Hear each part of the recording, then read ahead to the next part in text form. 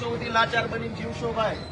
લાચારી કેટલા વર્ષ કરશો? તમારામાં ક્યાંક આત્મસન્માન જેવું છે કે નહીં? લડતા બોલતા કેમ નથી?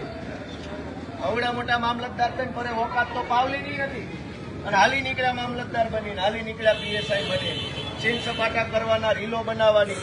બનાવો રીલ, જાઓ પકડીને અનાજ માફિયાને પકડીને બનાવો રીલ. તમારા મોકાત હોય તો આખા વિસર્જનમાં દારૂ વેચાય છે, તમે બધા સપોર્ટ આપો, જનતા રેટ ચાલુ કરવાના, આ લોકો ધંધા બંધ કરાવવાના. આપવાના સ્ટેપો તમે તમને ગુપ્ત મેસેજ આપી, તારીખ ટાઈમ કોઈ નથી કહેવાની. જે જગ્યાએ દારૂ વેચાય જનતા રેડ કરવાની છે. 2 નંબરના હપ્તા ખાઈ ખાઈ ખાટા ફરજ બધા આખા વિસાવદરને દારૂ પીવડાવે છે અને એફઆઈઆર લેવામાં ઘા વાગે છે. આને પૂછું, કિરીટને પૂછું, નાના કિરીટના બાપાનું છે અહીંયા બધું. કિરીટને પૂછ્યા વગર એ કઈ હલતા નથી. તો તમારામાં આત્મસન્માન જેવું છે કે નહીં ભાઈ? તમારું અનાજ ચોરી થઈ જાય. અને ભાઈ તમે જે સાંભળતા હોય, તમારા છોકરા એવા થાય ને આખી જિંદગીની દારૂની કમાણી વહી જાય. દવાખાનામાં થોડી ભગવાનથી શરમ રાખો, ભગવાનથી દીવાન રાખો, ઈશ્વરનો ડર રાખો. ધારાસભ્યથી ન બીવો તો કાંઈ નહીં. તમે તો બહુ મોટા જુનાગઢના નવાબો છો, તમે થોડા અમારાથી બીવો. ભગવાનથી બીવો. એક દવાખાનું આવશે ને તો જિંદગીનો દારૂના હપ્તા બધા વૈયા જાય. એમાં શરમ આવવી જોઈએ, શરમ. રિક્ષાવાળાને લૂંટો, વેપારીને લૂંટો, અને કેમ 2 નંબરનો હપ્તાબાજ અનાજ માફિયા આવ્યા તો ક્યાં ફાટી રહી ભાઈ? પકડો અનાજ માફિયાને. ઓકાત નથી તમારી. નાના માણસો પર દાદાગીરી કરવાની. હમણાં એસપી આવશે એટલે મને ફાંસીએ ચડાવી દો, ફાંસીએ ચડાવી દો ગોપાલ ઇટાલિયાને. શરમ આવવી જોઈએ તમને. ગરીબોને દબાવવાના સિંઘમ બનીને ફરો છો. નાનો માણસ આવે તો બધા માથે ચડી બેસશે. હમણાં આ સાહેબ આવશે, ઓલો સાહેબ આવશે, આવશો બધા, પણ તમારી ઓકાત પાવલીની નથી. એક અનાજ માફિયાને પકડવાની ઓકાત નથી. આવી ગયા બધા યુનિફોર્મ પહેરી. શરમ આવવી જોઈએ. 5 પાસની ગુલામી કરો છો. અને તમે બધા દોસ્તો થોડા જાગો, અવાજ ઉઠાવો. ક્યાં સુધી આવું લાચાર જીવન જીવશો? 1.5 મહિનાનું ગરીબનું અનાજ ખવાઈ ગયું. યોગ્ય વાત છે કે અયોગ્ય? કયો છે બધા? કેમ આપણી બહેનો મજૂરી કરે છે? ગામડાનો ગરીબ માણસ કેમ મજૂરી કરે છે? સવારમાં 5 વાગ્યામાં ટિફિન બનાવે, ટિફિન લઈને વાડીએ જાય, આખો દિવસ મજૂરી કરે, સાંજે થાકીને આવે. આપણી બેન ચૂલો કરે, ઘર હાકાટું રોટલા ભરે, ખાય, વાસણ ધોવે, રાતના કેટલું મોડું તે હોઈ જાય. અને એના ભાગનું, એ દીકરી બહેનના ભાગનું અનાજ ગુંડા ખાઈ ગયા. મામલતદારની કે આ પોલીસ સ્ટેશનની ઓકાત નથી કે ગુંડાને પકડે બધા સિંગમ બનીને ફરે છે. તમારી ઓકાત 4 પૈસાની છે. રિક્ષાવાળાને દબાવવા સિવાય તમારાથી કાંઈ થાય એમ નથી. જાઓ, રાજીનામા આપીને ઘરે વયા જાઓ. રિક્ષાવાળા સિવાય તમે કોઈને કાંઈ કરી શકો એમ નથી. સિંગમો બનીને રીલો બનાવો છો. જાઓ, પકડો ઓલા અનાજ માફિયાને. વિસાવદરનું અનાજ ખાઈ ગયો. આખા તાલુકાની બહેનો દીકરીઓના મોઢાનો કોળિયો ઝૂંટવી લીધો અને તમાશો કરે મામલતદાર. પકડો એને એફઆઈઆર કરીને.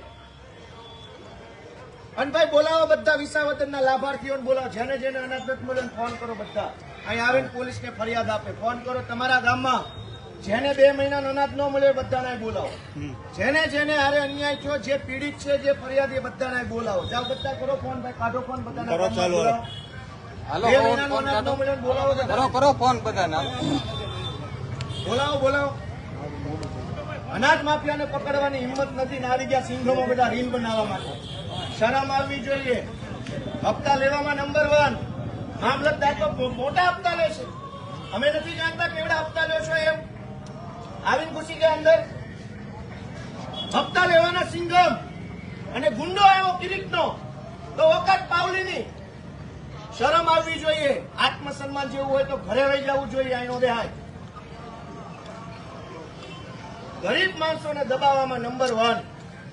ગામડાના માણસને ધમકાવવામાં નંબર 1.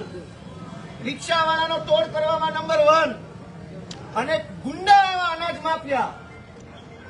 એકેયના મોઢામાં શબ્દો નથી. બધા તે બીવે છે ગુંડાથી.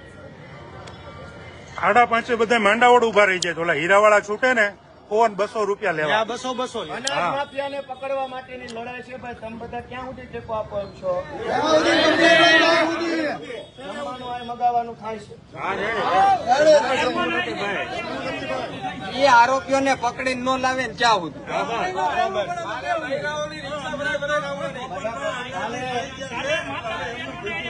સરકારથી આપણી માતા બહેનો જેના હકનું અનાજ છીનવાઈ ગયું એ બધી માતા બહેનો લઈને આપણે કાલ આવવાનું છે. એને જેને બોલાય એને બોલાવી લો. ગુંડાઓને પકડવાની ઓકાત નથી ને અમને દબાવવા નીકળ્યા છો. જાઓ તમારી હિંમત બતાવો ગુંડા ઉપર, બુટલેગરો ઉપર. અમારી સામે નો એવું કરતા તમે. આખા વિસાવદરનું અનાજ 4 જણા ખાઈ ગયા, ગુંડાઓ, લફંગાઓ. વિસાવદર પોલીસ સ્ટેશનની હિંમત નથી કે ગુંડાને પકડે. મામલતદારની હિંમત નથી. અને ગરીબ માણસ કૂપન કરાવવા મામલતદાર ઓફિસ આવતો હતો, તમે સિંઘમો બની જાવ. નહીં થાય, કાલ આવજે, ખાઈ કરી લેજે. હે? કોઈને કાંઈ 2 મહિનાનું અનાજ નથી મળ્યું. ઘઉં ચોખા નહીં હોય. ઘઉં ચોખા કોઈ નહીં મળ્યા.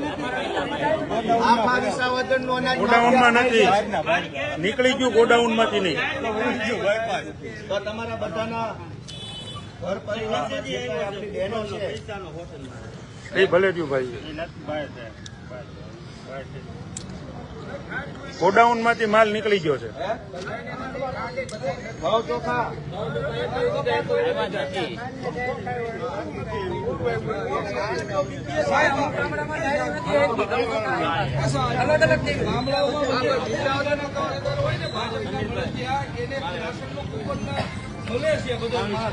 અને અમારે જીવા પર 250 જણાને કાઢી નાખ્યા કુપનમાંથી. કરો, મામલતદાર અંદર બેઠા, જાઓ રજૂઆત કરો.